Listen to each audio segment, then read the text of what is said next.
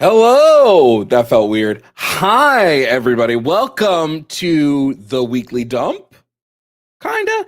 I am your host, Jovan Bradley, and we have a lot to talk about today. We have a lot to do today. The Dump is in a new format. I'm home, which honestly feels great. I'm not even going to lie to you guys. I didn't have to drive an hour to get to the studio. Felt pretty good.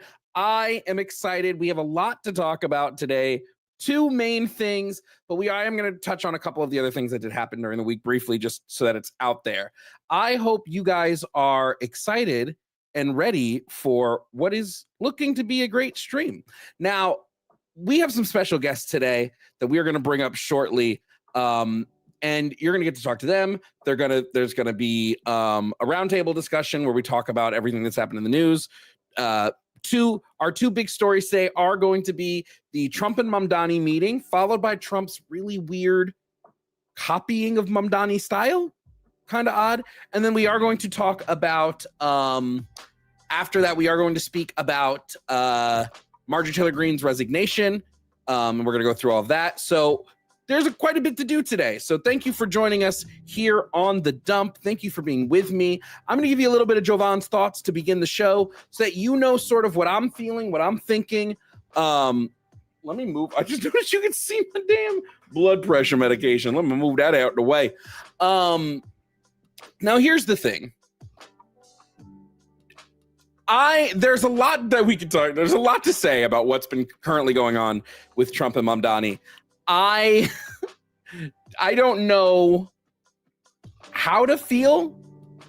I mean, Mamdani would have had to have met Trump at some point. He is going to become the mayor of the largest, the absolute largest economic center of the country, right? So eventually he was going to have to meet with Trump to discuss his thoughts on New York and all of that. And I got to be honest with you. I didn't expect the conversation to go as well as it did. Now, we are going to watch some of that conversation a little bit when we bring up our guests. I wasn't expecting the conversation to be as civil. I wasn't expecting the conversation to be as, what's the word? What's the word I'm looking for? Glazy? Glazy. The word I'm looking for is glazy. I didn't expect Trump to essentially get on his knees and tell Mamdani that he loves him. But guess what Trump did? He essentially got down on his knees and told Mamdani he loves him. That's the last thing I thought would happen. You know? Blew my mind. Did it blow your mind? Blew my mind. So here we are going into 2026, and there's a Dem sock in they're going to be in the mayorship of New York. Trump sat there and went, I think we agree on a lot. We agree on a lot of things. I will talk on it a bit more when everybody else comes up, but I'm pretty sure Trump is like a classic one of those villains from a Disney Channel original movie. Okay, you all have seen Disney Channel original movies, right? You've seen The 13th Year. You've seen Luck of the Irish. You've seen Smart House. You have seen Xenon, Girl of the 21st Century.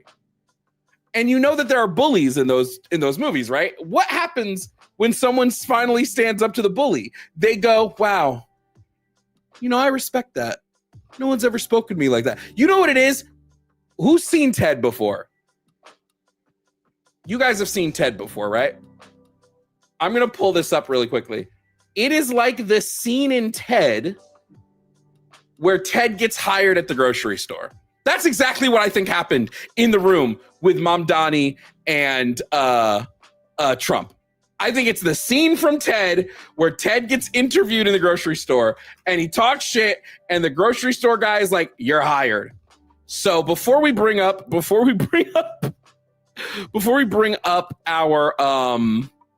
our guests today, okay? Before we bring them up, I just want to watch this very quickly because I think this is a really good explanation of how Trump's meeting with Mamdani went, in my opinion. I think this is a good... Get this job that I so crave. So you think you got what it takes? I'll tell you what I got. Your wife's pussy on my breath. Nobody's ever talked to me like that before. That's because everyone's mouth is usually full of your wife's box.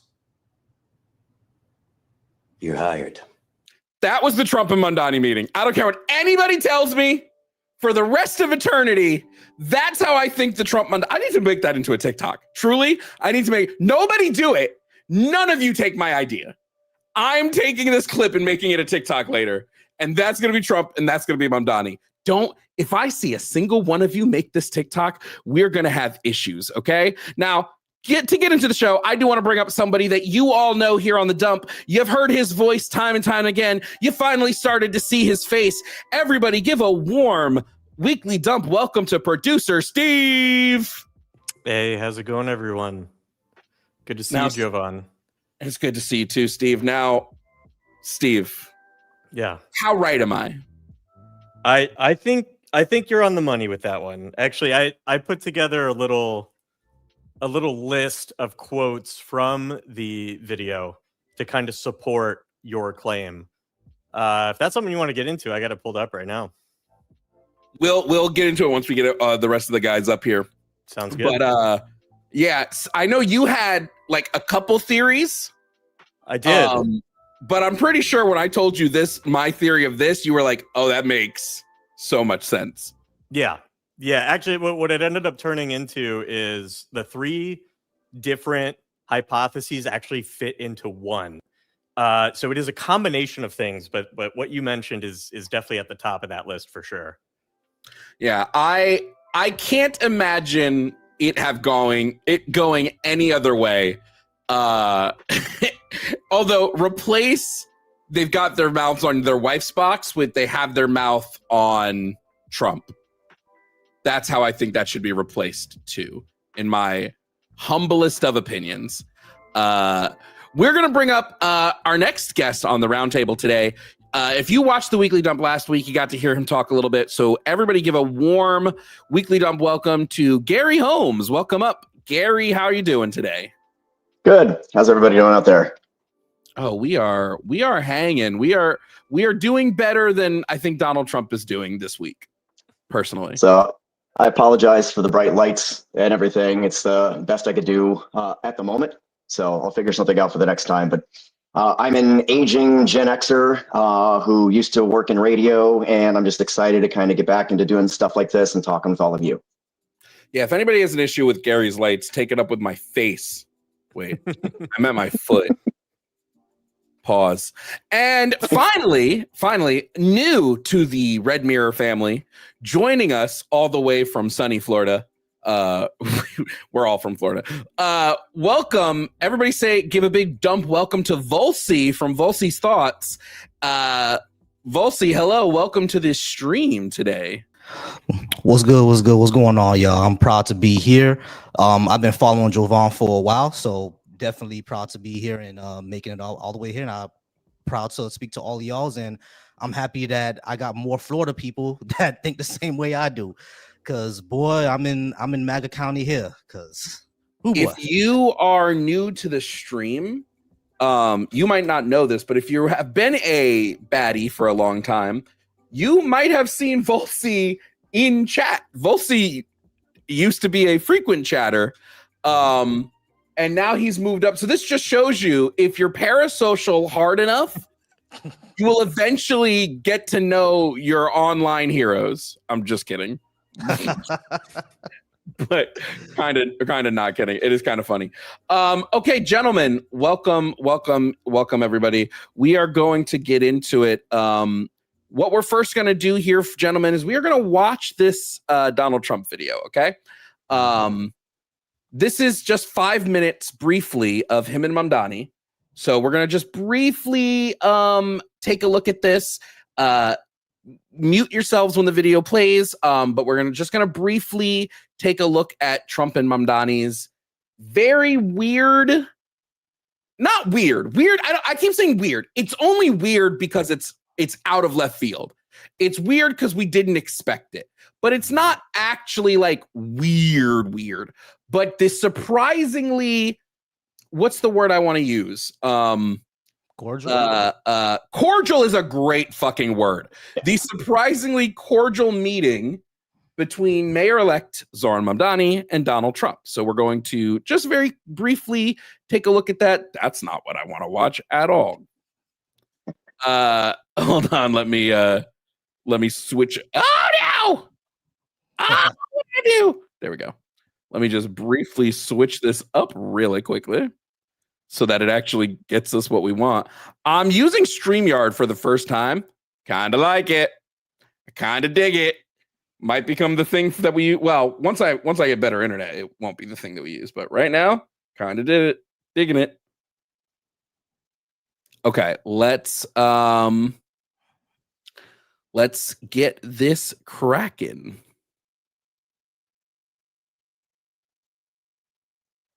But I just want to congratulate. I think you're going to have hopefully a really great mayor. The better he does, the happier I am. I will say there's no difference in party. There's no difference in anything. And we're going to be helping him to make everybody's dream come true, having a strong and very safe New York. And congratulations, Mr. Mayor. Thank you, Mr. President. Thank you. I appreciate it. Please. Just days ago, you referred to President Trump as a despot who betrayed the country. You said you would be his worst nightmare and accused him of having a fascist agenda.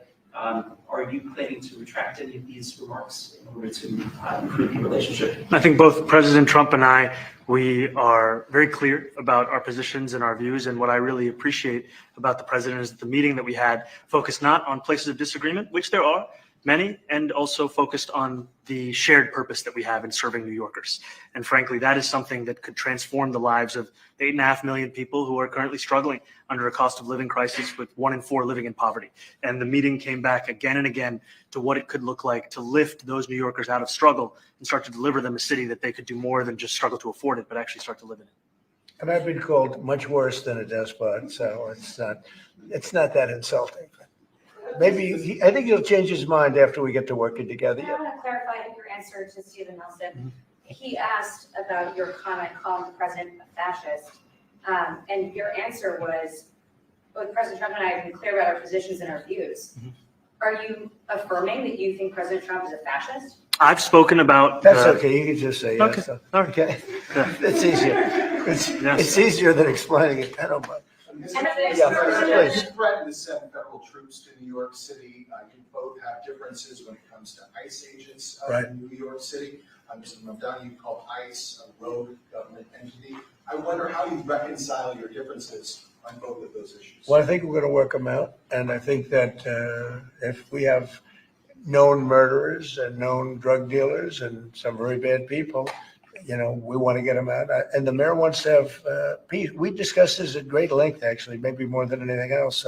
He wants to have a safe New York. Ultimately, a safe New York is going to be a great New York. If it's not safe, no matter how well we do with pricing and with anything else, we can talk about anything you want. If you don't have safe streets, it's not going to be a success. So we're going to work together. We're going to make sure that if there are horrible people there, we want to get them out. I think he wants to get them out, maybe more than I do. So we'll work together. We discussed it at great length. Yeah. I think what I've shared with the president is our desire to not only follow the laws of our own city, laws that protect New Yorkers, but also a desire for consistency in our politics across the board. And that's something that we've talked about and something that I know many New Yorkers want.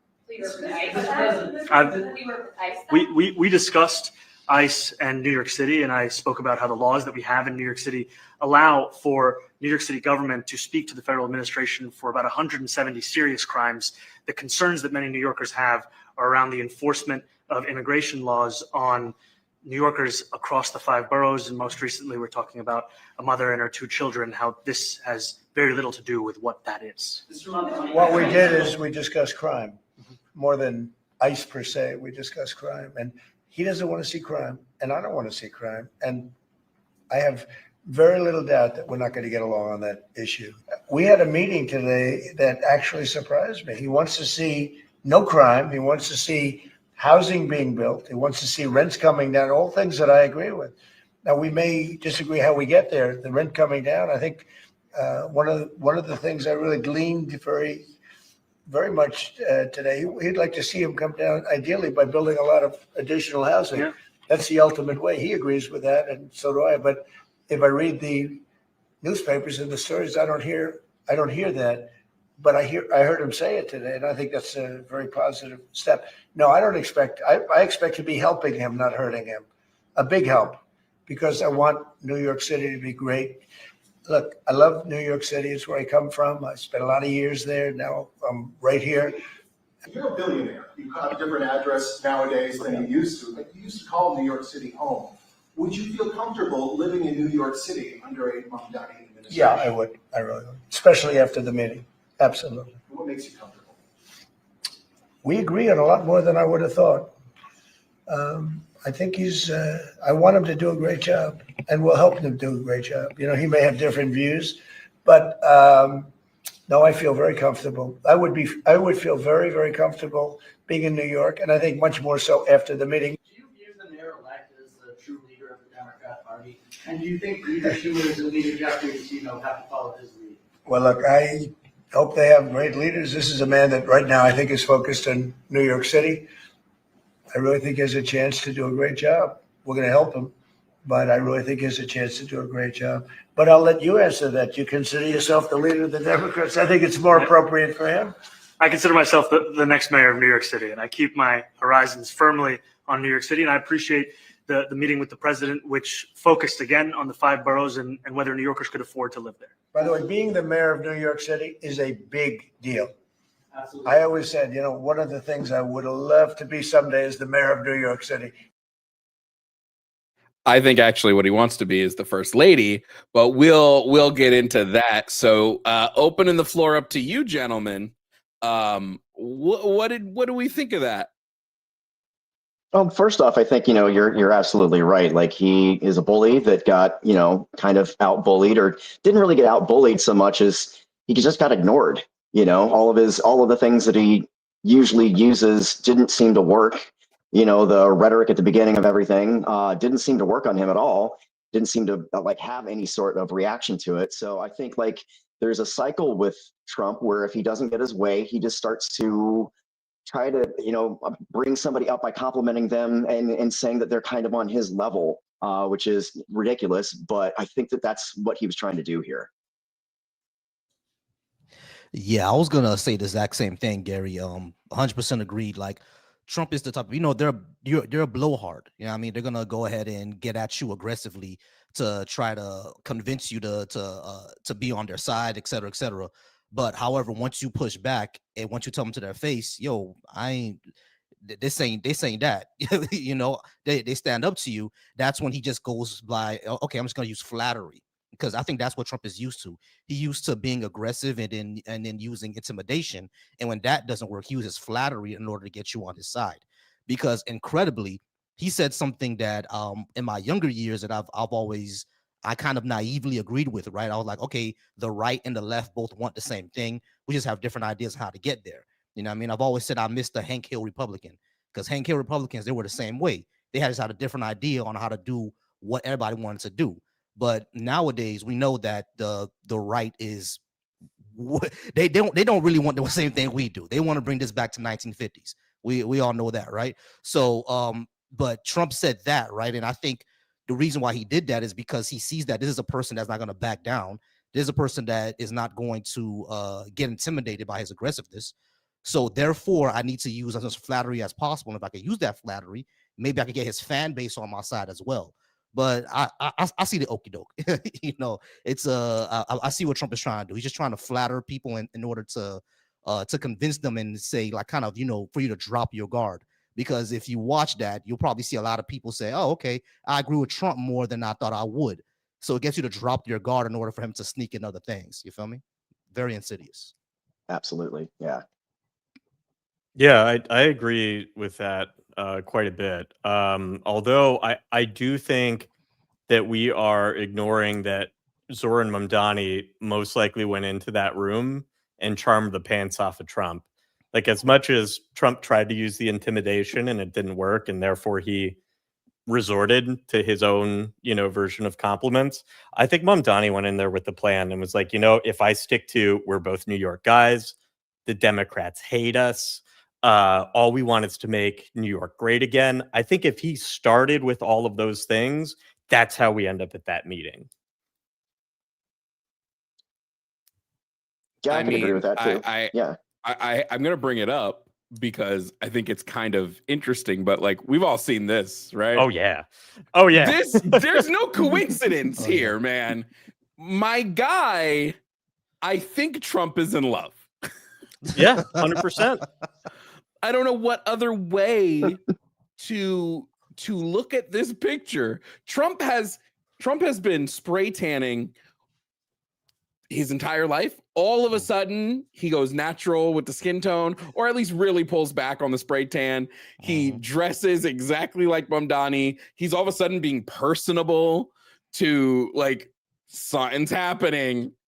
Now, it could just be Trump is trying to soften some blow that's coming. Like, don't get me wrong. They only have 30 days to release the Epstein files. So maybe he's finally listening to his publicist when his publicist is going, hey, Trump, you need to be personable because shit's about to go crazy. Shit is about to go hard crazy. So that could be what's going on. But I don't know. The sweater thing is crazy. That is nuts. Yeah.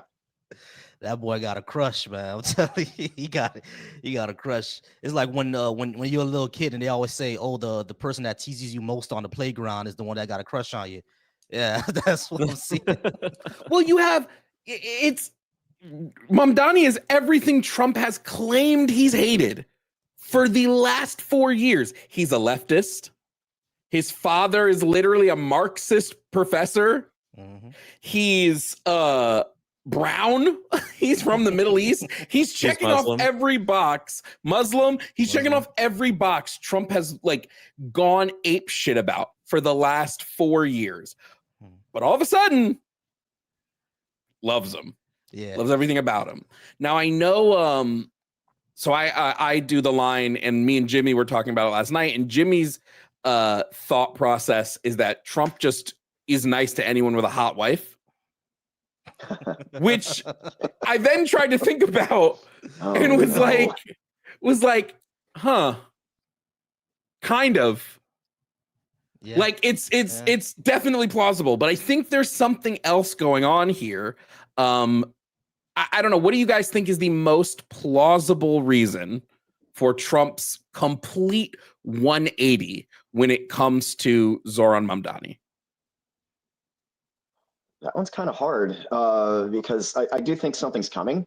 I think, this could be a distraction to slip something else in, like we were talking about a little bit ago.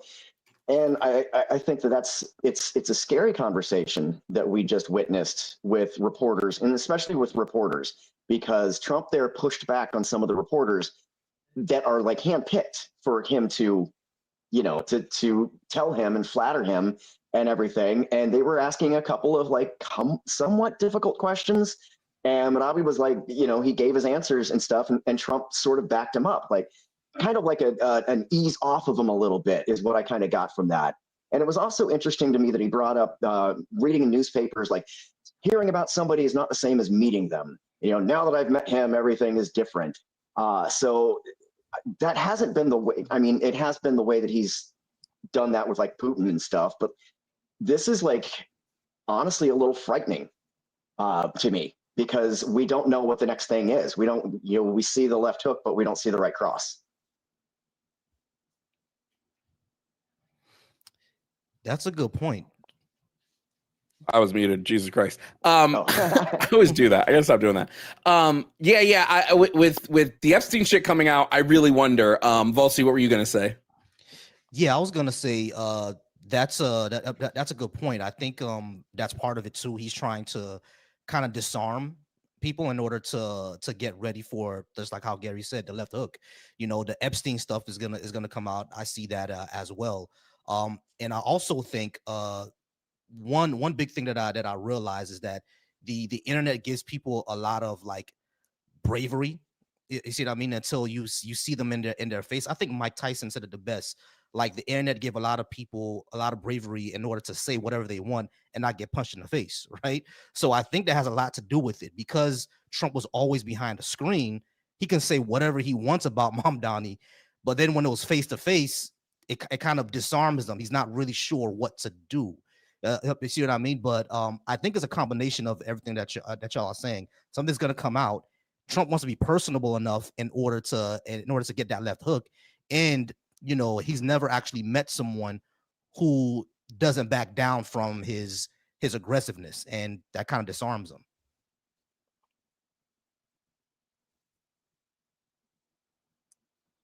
You're muted again. You're muted again. I'm just gonna quit. I'm gonna let one of you be the host, and I'm just gonna produce.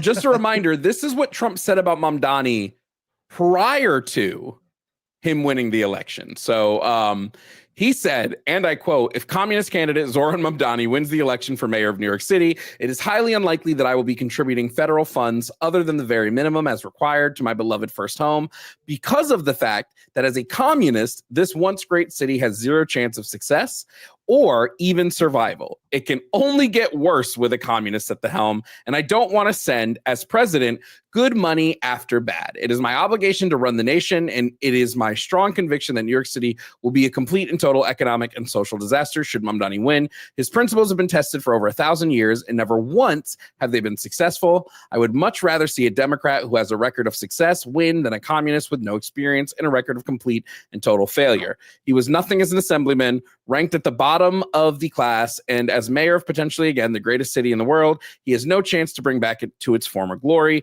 We must also remember this: a vote for Curtis Sliwa, who looks much better without the beret, is a vote for..."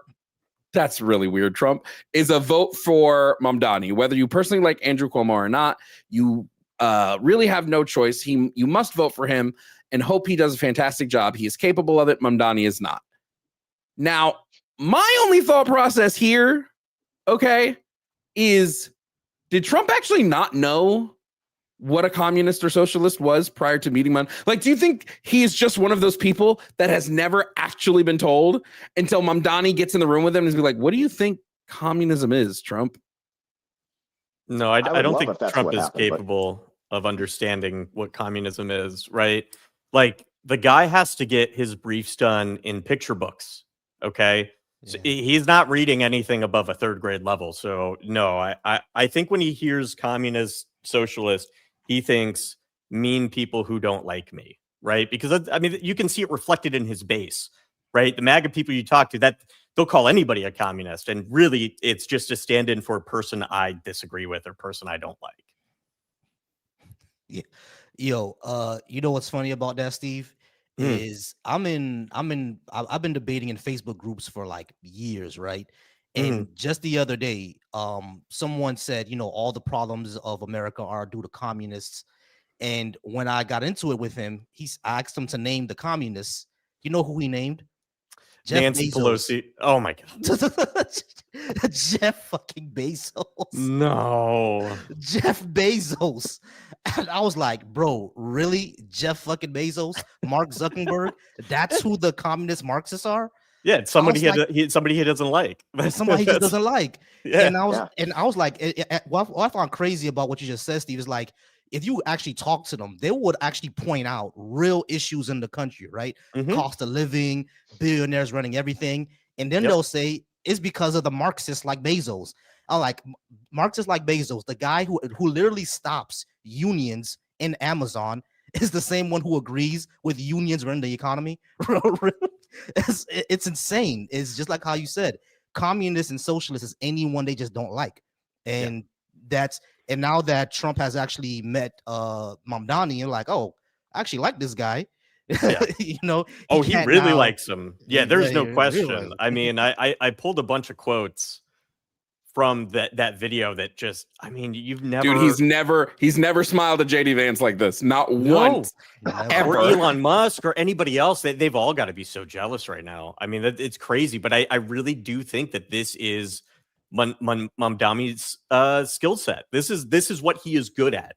He is good at putting on the charm. He's got charisma, and I think he knows how to weave himself through, the mind of Trump and really how to get Trump to fall in love with him. And I think he did it. I don't think anyone expected it. I don't think anybody, I certainly didn't, the night before going, oh yeah, tomorrow is going to be great. Mamdani's going to be standing right next to Trump. Trump's going to be giving him pats on the shoulder. It's going to be awesome. I don't think anyone thought that. But I mean, our boy went in there and he did what needed to be done. Yeah, I thought it was gonna come out like, they had a heated conversation, and of course they was gonna politic it up. You know what I mean? But like, oh, there are things we had a productive conversation. You know how they always Well, do. certainly the Republicans didn't think it. Like his base is losing their mind. They're like, what is going on? We've been told to hate the communist threat.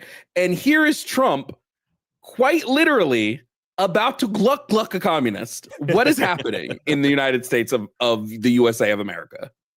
Yeah, poor MAGAverse has had quite a couple of weeks, hasn't it? Has to confront a lot of things that they, have been told to hate for years or just inherently hate themselves. And now they're like, oh my gosh, our guy is doing that. Oh no, what do we do now? So it's been an interesting time for them. I don't know where this puts us in the MAGAverse, truly. But it's weird. It's certainly the weirdest timeline. Is it Infinity Wars? Is that it? I don't know. Yeah, this is Trump collecting communists for his like gauntlet, like Thanos was collecting? Right? Yeah. Are we getting close to the Civil War timeline, or are we after Civil War now? Because what's going on between Ben Shapiro and the Gropers it's kind of insane. Well, you have well, and it's also just Trump is catching L's. Letitia James. And who was the other one who he tried to put the federal investigation into? A judge was just like, I'm dismissing this case. This is stupid. Oh, James Comey. Yeah, James Comey. Heard about that. Oh yeah. So like, is he just trying to spin some type of win? And now his win is, well, Mamdani likes me. I just pray that Wednesday's episode of South Park is great. Oh yeah. That'd be great if they touch on it. I would. Well, look, I would dude, this picture, he's doing the face that they use constantly. There's no way.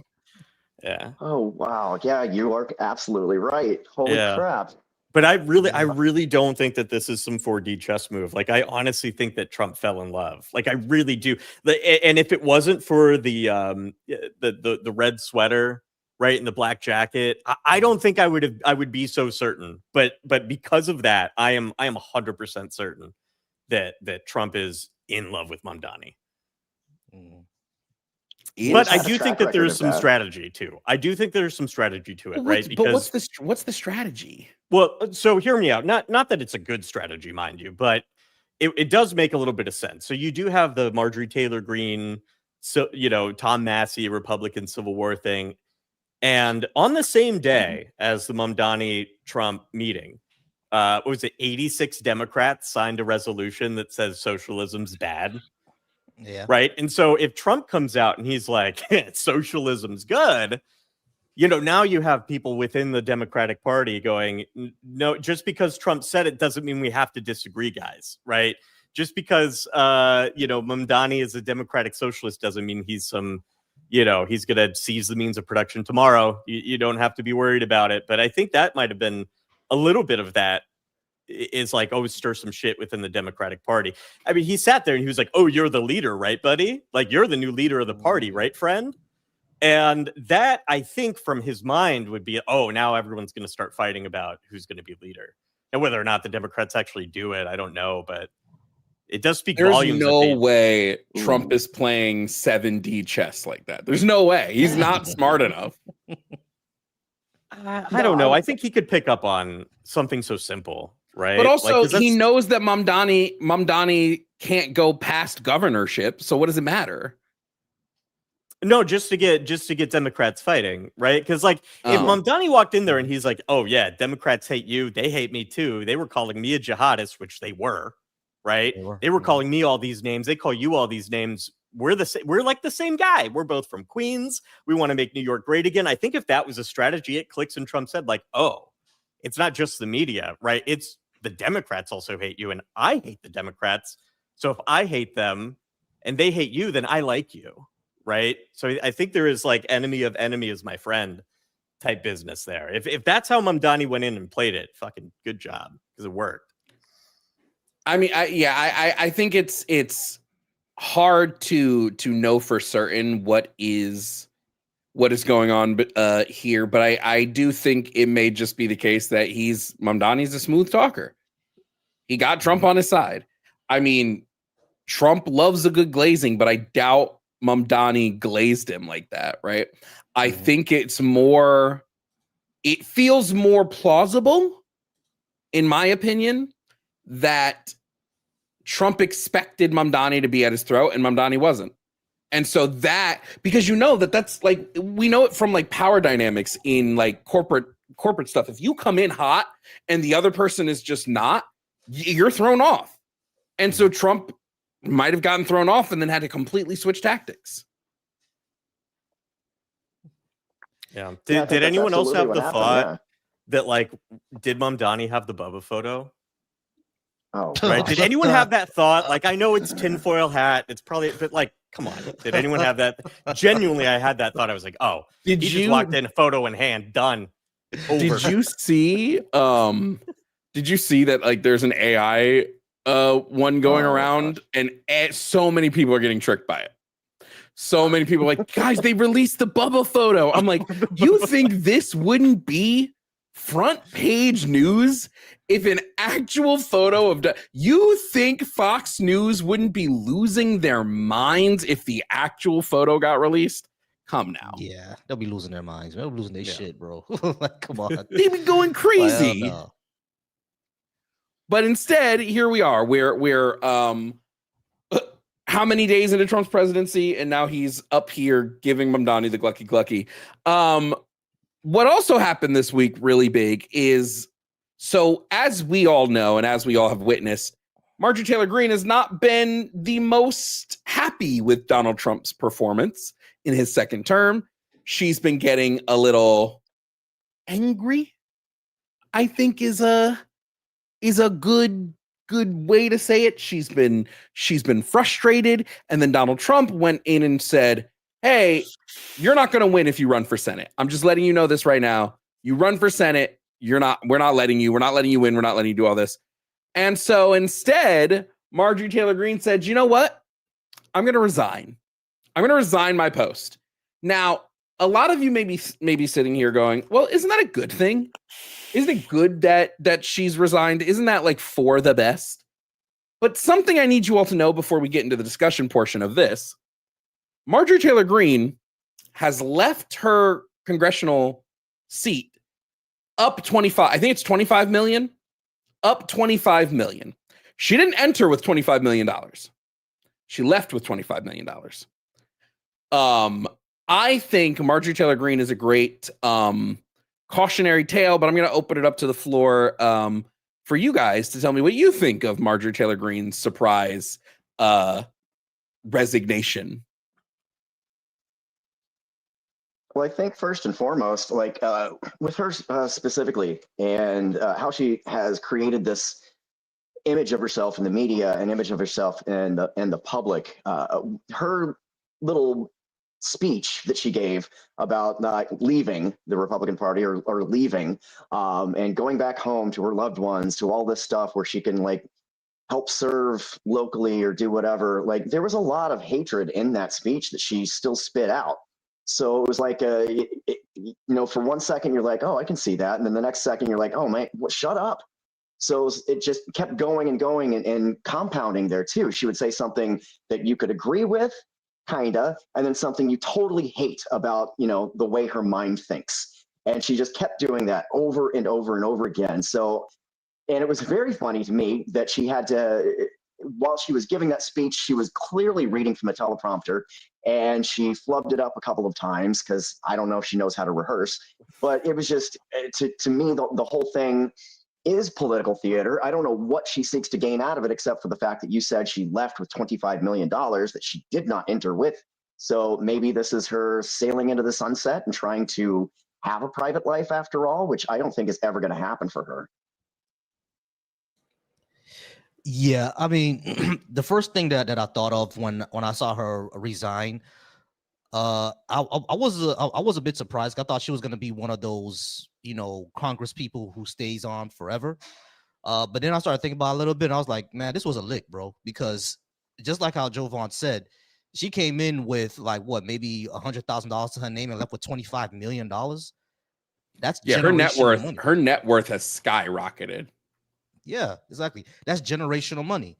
So what I'm betting what's gonna happen is that now that she got that 25 mil, she can flip that and basically do her own, America First podcast or whatever, and get a whole bunch of other. She's absolutely gonna start a podcast.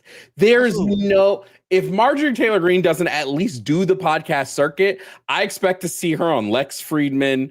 I expect to see her on Tim Pool's. I expect to see her on Joe Rogan. It would shock me if she didn't hit the podcast circuit after all of this. Mm-hmm. Yeah, that's what I'm thinking is gonna happen. She's gonna hit the podcast circuit, and then once her name is all the way up there, is normalize it in the mind of conservatives in America. She's gonna go ahead and start her own thing. She's gonna start her own like America First podcast or whatever, and with I'm not sure if she's gonna start with Bobbert or whatever, or what's the other blonde haired lady? Oh my God! Could you imagine a Lauren Boebert, Marjorie Taylor Greene podcast? Yeah, it'll be horrid. It would be horrid. That's what you would call it, horrid. Yeah. WHORE. Steve, I throw a little misogynism out there? Just a little bit. I mean, hey, look, it's Marjorie Taylor Greene and Lauren Boebert we're talking about. I can be a little flexible on that. Yeah. Am I the only one who thought the Lauren Boebert Beetlejuice video was kind of hot? I was like, damn, okay, Miss Boebert. I'm just kidding. Well, so I've got a couple hypotheses on this one, right? So I honestly do think that Marjorie's line in the sand really is the Trump Epstein stuff. I think she's at the point where she's like, oh, this is true and this is real. And I really actually care about this. I think she's been one of the few people in Congress who has been hard lined in the sand about it since day one. Exactly. Who has been like, I don't give a fuck who's in it.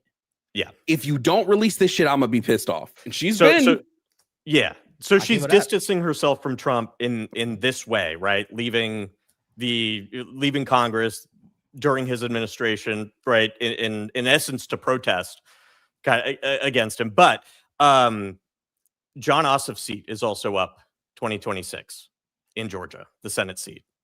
She could make a play for Senate. I also think that she could be making a play for VP or president. She's not gonna VP to who? To Vance? No, well, it doesn't. I mean, whoever it is, right? First of all, she's not gonna get the seat if it's Vance running. There's no way if Vance goes. No. Vance I think she could. I think she could absolutely try to primary Vance. Yeah, 100%. I think she. But I mean, she was very clear in her retirement video. She's like, I want to spend time with my family. Now that could just be a line, obviously. But like, I could 100% see her running against Vance, and she might be one of the few people who the American First crowd really believes, because she has been staunchly American First. She's criticized Israel, funding Israel. She's criticized funding Ukraine. She's criticized the Argentina bailout. She's criticized anything that truly is not give America what is due. Yeah, gotta give her that. No, give her credit for that. She's been consistent. She's been consistent on there. Now I think the rest of her politics is horrible, but at least she's been consistent on that point. So yeah, I agree with Jovan. Like the whole America First crowd, they're the ones who like that could really split the party. I mean, I think that's already splitting.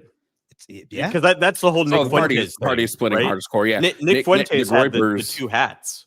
Right, he had the MAGA hat and the America First hat, and he's like, "We're ditching this and we're doing this now." Yes, yeah. So they're already planning that schism. It is kind of crazy how many people are still on the Nick Fuentes camp.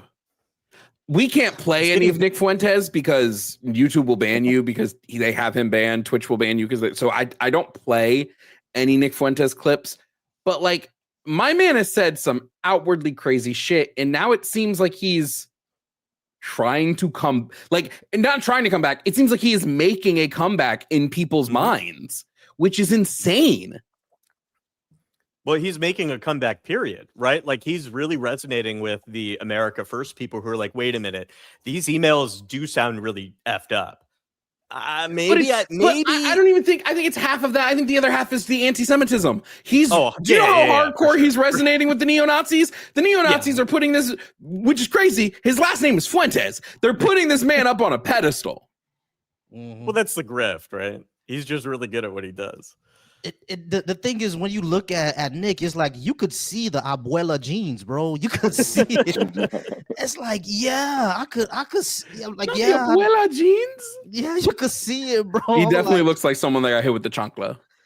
Yeah, bro, it's like I could see it, man. Like you go down to Southern Texas, you'll find a lot of people with Mexican grandmothers look like Nick Fuentes. You know what I mean? So it's like, yeah, but at the end of the day, it's like, don't the neo-Nazis hate Mexicans? It's like, it's kind of insane, right? Well, but the other thing is, you got to think. I think the entirety of the Republicans' plans went up in smoke when Kirk got assassinated. Oh yeah. I think the outlined plan that they had going forward into midterms, going forward into 2028, it was thrown out the window. Now, I don't know what their plan is for midterms. Marjorie Taylor Greene is even like, you guys are going to lose midterms hard. And I think tracking right now, it does seem that way, that it's going to take a big swing to get them back on track.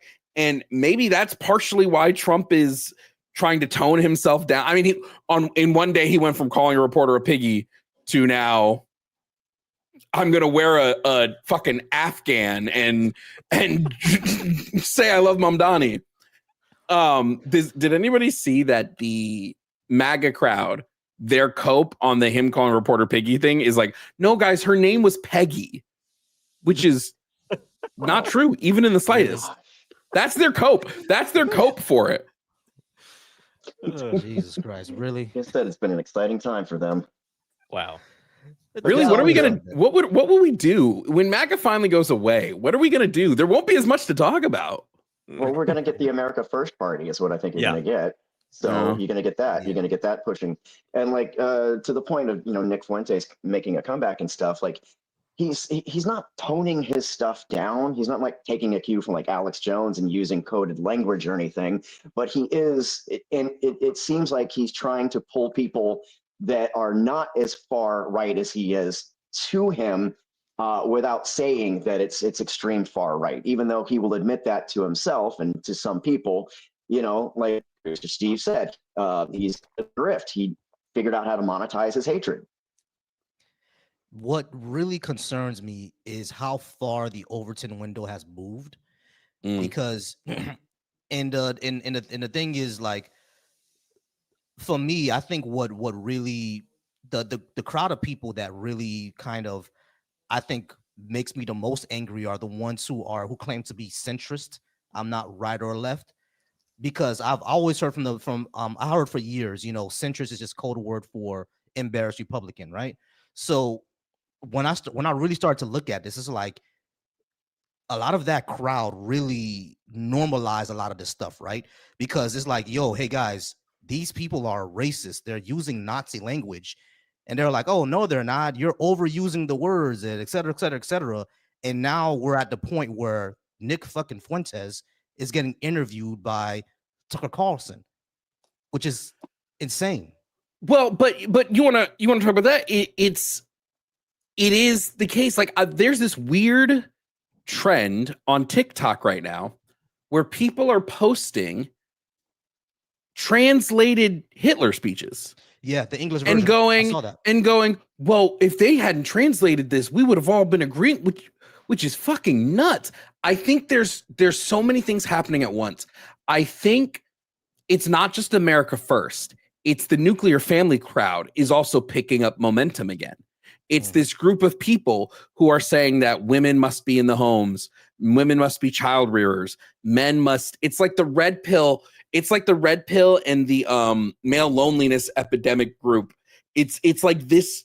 So many people are now becoming a part of this that the roof on this thing is about to explode from what I'm seeing. And it's all of these people who hate that women have autonomy in any way, shape, or form. And I mean, truly hate it. They are trying to, there's a reason why they go after abortion. There's a reason why they want to go after voting rights. There's a reason why they want to stop immigration. They're afraid of white replacement. Tucker Carlson, just what was it yesterday, was like, white replacement's real. It's not a theory. It's in our laws. And I'm like, are you fucking stupid, Tuck the Cuck? No, he's just living the grift as well. Yeah. Sorry, I got attacked by a cat here. So all good. There he goes. All good. I love cats. Yeah. But yeah, it's and the thing is, I think Tucker has actually said this when he even was on Fox, the whole white replacement thing. So it's like when I used to argue down with people, I'm like, yo, y'all, that's some Nazi shit that he's promoting to your grandmothers.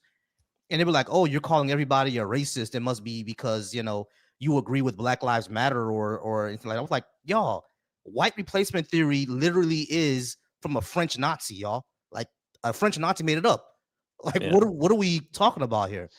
And it really makes me afraid how much that shift happened from the Overton window.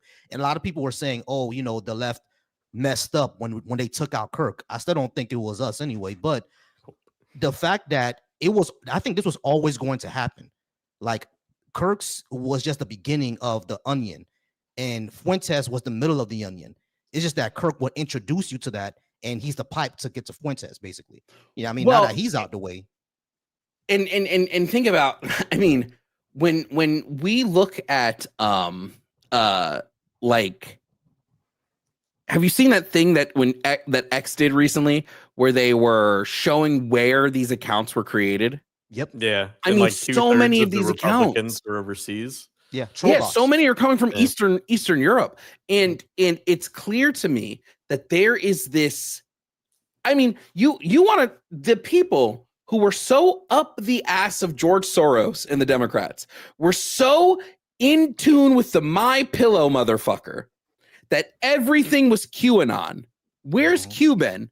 Why is Q not talking about all of the bot accounts from Eastern Europe? Why is Q not on this? It's like, I don't know. It's so weird. I feel like when I look at the Democratic Party and I look at like leftism to begin with, like leftism in whole, our beliefs and our cores have kind of stayed pretty consistent.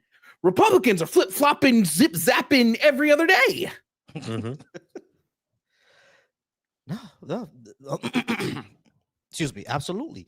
And the thing is, I think when it was 2016, right? I always said that I don't when it comes to like the whole Russian collusion thing, I think Trump is like, too stupid to even be part of that.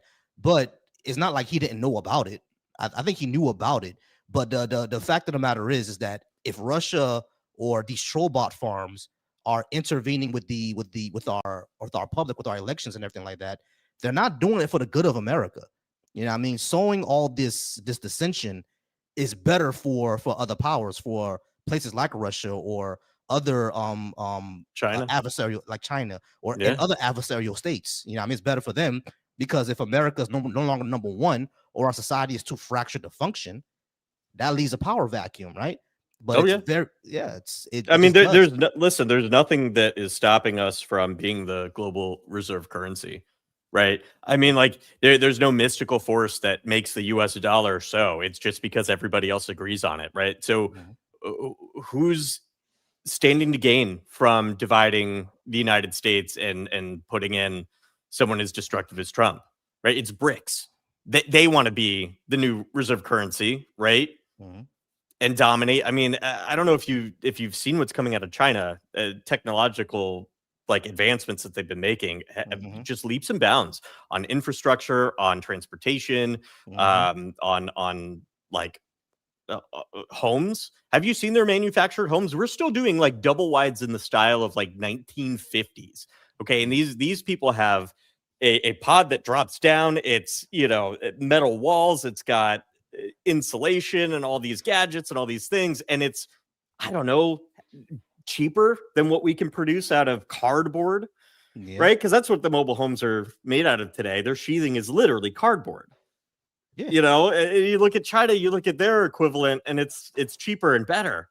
And they're doing Dude, it with cars. Why can't we get the Huawei phones? Huh? Yeah, because It's because Apple fought hard to keep those out of the US markets. Yeah. They're like, no, these phones would literally crush us because they're cheap and they're good. Yep. No one would want to buy our phones anymore. Like, yeah, exactly. So that's why if China becomes the world's premier power, I'm probably I ain't gonna be mad at it. I ain't gonna lie. I'm not gonna be mad at it because it's like I've seen their electric cars as well. It's like their electric cars are far better than the shit and that cheap, dude. So Why? Like, it's how they can't you can't sell Japanese cars in the US because of how dirt cheap they are. Like, it's the US auto manufacturers. Like, we don't want certain Japanese cars. Like, they're inexpensive models.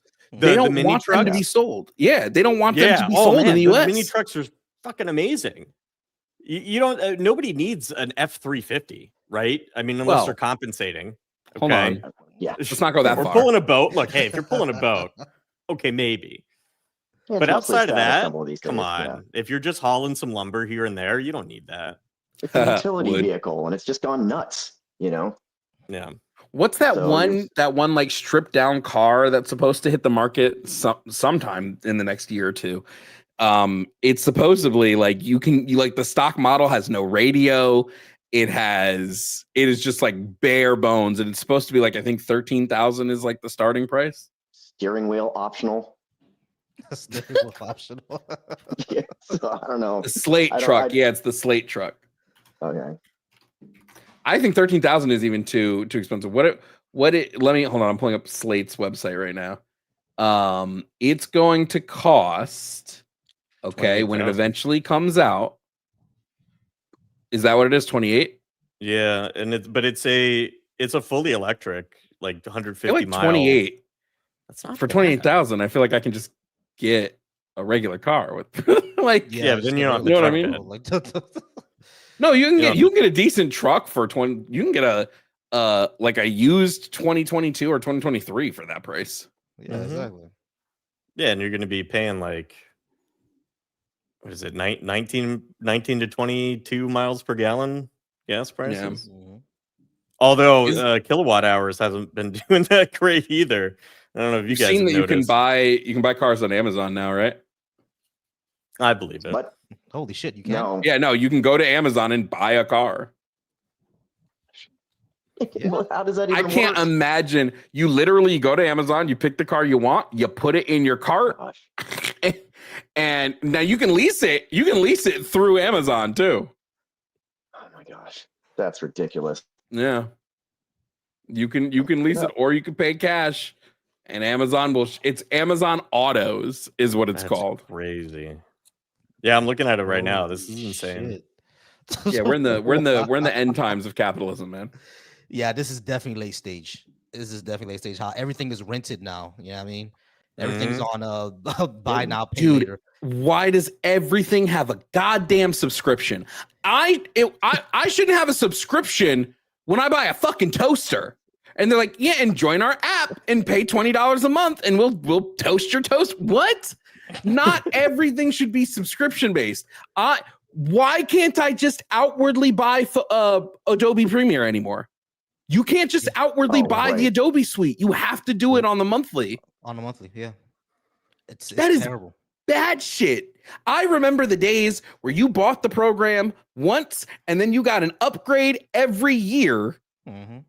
But now, and so we're gonna be sitting here. We're gonna be sitting here, dude, and it's just, oh my god, it's so frustrating that capitalism is hitting this peak and everybody's just rolling with it. So remember, economic blackout is happening tomorrow. It starts, doesn't it? Yep. Doesn't the blackout start tomorrow? Yep. Yeah. So if you don't have to spend, listen, I get it. If you do, okay. Like I still have to buy fucking groceries. If you have to spend, you have to spend. Try not to spend unnecessarily if you can avoid it. Black Friday deals are still going to be going until December, so it's not like you're going to be missing out. I don't know. I was at McDonald's the other day. The goddamn sign saying we're open Thanksgiving all day, 24 hours. No way. Now look, if there are people who I very much think businesses should say to their employees, hey, if you're not celebrating and you want to work, you can work at time and a half. Because like if I didn't have a family, right, I would do it. But like weird to see, like we've been getting better with retail in terms of Thanksgiving work, but it's crazy to look at McDonald's and be like, yeah, no, 24 hours, we're open all day Thanksgiving. But they've got enough money to give everybody the paid day off, and they should be, and they're not, and we should be upset about that. It's bullshit. Thanksgiving. Most of these major companies could give their employees paid time off. Just don't. Yeah. Because this is where we're at. Or whatever. Yeah, exactly. McDonald's. Go ahead, Gary. Way back a long time ago, one of the jobs that I had, that's exactly what they did. If you wanted to work Christmas, if you wanted to work Thanksgiving, it was a voluntary basis. You would do it and, you would get time and a half, and that was that. And they would always get somebody that wanted to get that money, So it was a good system. Isn't that fucked though? But isn't that fucked? Because a bunch of people who wanted that money probably still had families, but they were just like, I need that time and a half money is really fucking, that holiday pay is really important. Yeah, it's essential. So but, I constantly wonder, why does McDonald's have an advertising budget? To keep you buying McDonald's. But what is it now? 7 billion sold? You think we're gonna stop just because No, but it's not, they're not doing it to be like, oh, are you not aware of McDonald's? No, they're doing it so that when you see it triggers the receptors in your brain that go dopamine, gimme. You know what does that to me? That's driving past 7 of them. Yes. That's why they put 7 of them in a line, in 5 miles, you see 7 of them. That's why they're trying to get you. They're trying to get you to stop and eat their garbage. I mean, it's tasty, but it's garbage, right? I mean, it's not fresh. It's all frozen and preheated for you. And it's just, I don't know. It's just crap. Well, as we wind down, I know it's a bit shorter for some people today, but that's because we're testing this new way of the dump. If you like this, let us know. Gary and Volsi are now part of the Red Mirror family. So we will have them back again for more weekly dump. We're also looking for a new name for the dump. I'll just say that out loud. If you have something where you're like, this should be you guys' new name, because we're moving away from the news and more to discussions here on the dump, which I actually think is the way to go. But yeah, if you prefer the dump like this, let us know. I want to end this with a fun question for you guys. The last 10 minutes of fun little discussion. And that is, what is the best Thanksgiving dish? There is a right answer. So I will be judging. But what's the best Thanksgiving dish, guys? Now, when you say dish, are you talking about the full ensemble or just one of the pieces? Just one piece. What needs to be on that table and what needs to be good? Because there is something where if it is bad, I think the whole meal is ruined. What do you guys think is the number one Thanksgiving dish? My answer is going to be wrong, but I'm going to say smoked turkey. Interesting. Okay. I want to hear everyone's thoughts, and then I'll tell you guys the correct answer. I'm a Southern boy, man. Mac and cheese. I'm gonna say. Okay, and then Steve. I think for me, it's the green bean casserole. Well, Volsi is the only one of you with the correct answer. It is absolutely mac and cheese. Mac and cheese makes or breaks a Thanksgiving meal. Prove us wrong. We are on the side of mac and cheese. Steve, you are defending green bean or 3 bean? No, green bean casserole. Green bean. I mean, I'm just saying that's my favorite. I know that you've got 10 foods that you can eat. Yeah, but green bean casserole is disgusting. Gary's at least makes sense. Smoked turkey, I understand where he's coming from, and it will be tough to defend against it. Green bean casserole is but you don't like it. So it's green beans and French onion soup. No. No, I think it's I had not. green bean Sometimes casserole peanut mushrooms, once, Steve. and I did not enjoy it. So I'm like, It's a maybe mushroom I cream got a sauce with bad one. crispy onions. I'm sorry, that's what it is. It's not Mushroom French cream. onion. You Yeah. want green beans with Yes. mushroom cream sauce. Damn The straight. whitest answer I've ever heard in my life. You put raisins in it too, Oh Steve? hell no! No, No, don't no, tell you no. put raisins in the No, potato the salad. whitest thing is the sweet potatoes with the marshmallows. I can't. Ugh. I just that I can't do. Yeah, I've seen that No, before. sweet potatoes Yeah, and I've seen that marshmallows are before. great. Halt, no, Mhm. Sugar no. on top of That's- sugar. Oh, yeah. Sweet potatoes and marshmallows is not a white thing. Yeah, yeah. it I have is. seen that at every Black Thanksgiving I've ever been at. Yeah, we do that. Yeah, We absolutely do that. That started with us. yeah. I don't know. I've seen a lot of the marshmallow dishes that have come out of the Midwest. Well, that's because y'all be using white people be using the big marshmallows. We use the small Yeah. ones. The small ones. Oh, okay.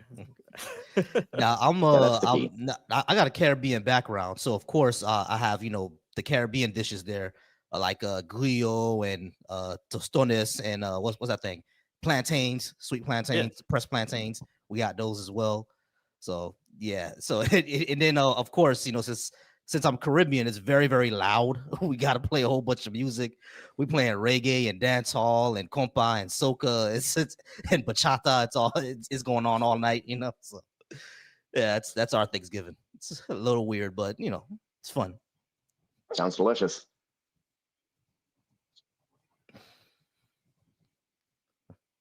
Hello, anybody? I think you're on mute, I Jovan. think he's on mute. Yeah.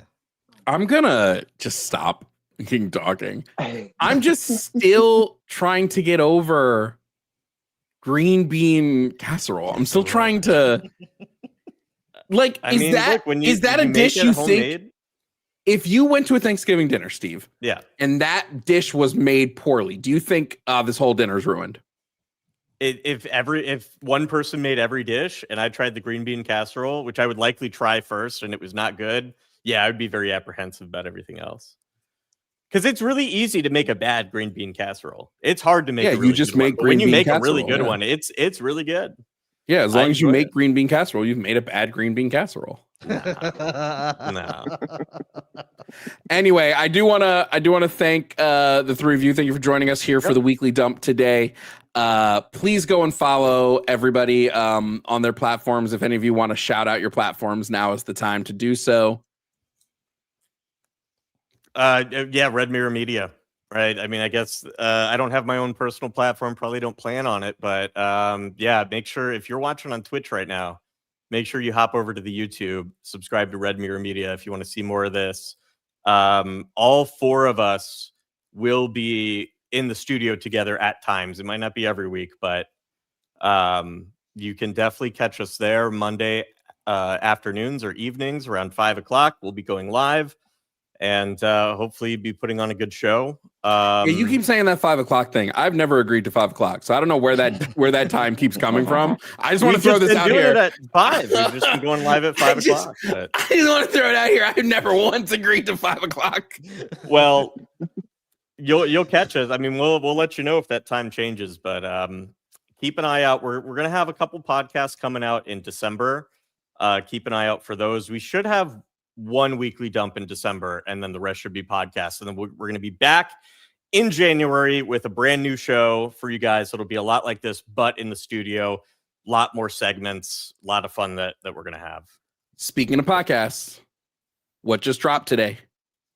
Yeah, so episode 4 of Critical Mass dropped today. It was with Derek and Emily. The Signing D and Golden Flower Inside on Instagram. They're a deaf hearing couple. And we interviewed them. We talked about a lot of stuff. We talked about Disney. We talked about the ADA.